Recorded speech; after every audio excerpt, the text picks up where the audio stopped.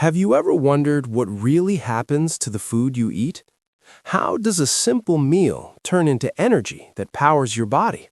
In this video, we'll explore the human digestive system step by step.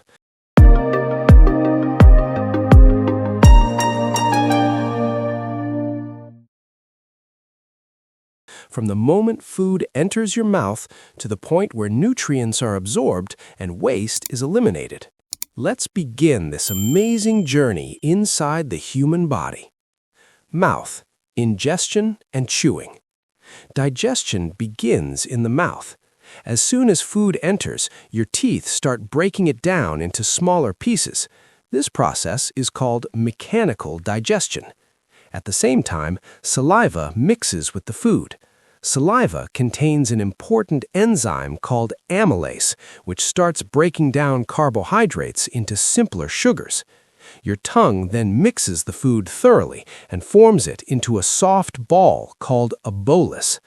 This bolus is then pushed toward the throat for swallowing. Esophagus, swallowing.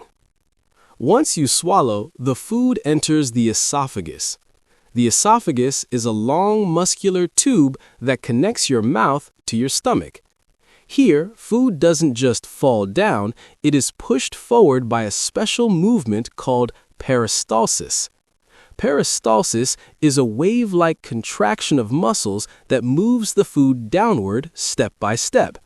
Even if you were upside down, this process would still carry food to your stomach. Stomach. Protein digestion.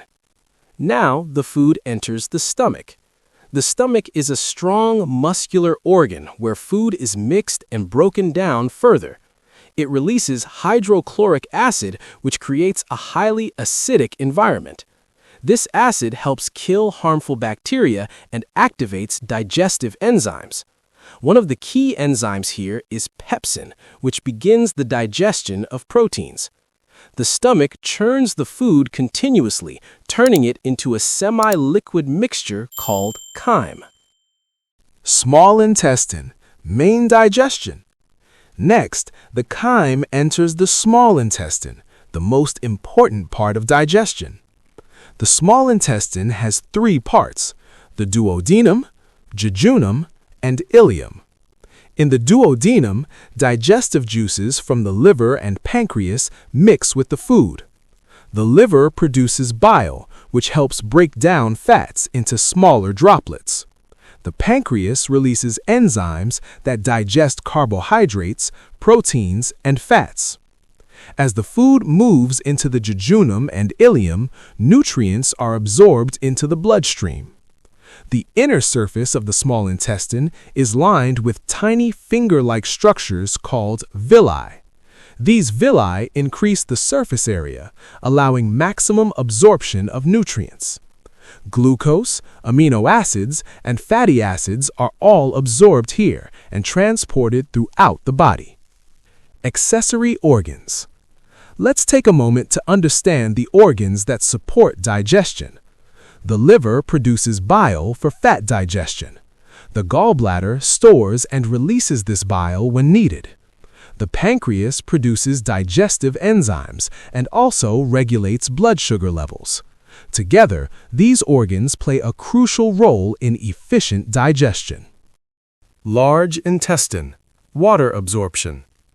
After most nutrients are absorbed, the remaining waste enters the large intestine. Here, water and essential salts are absorbed back into the body.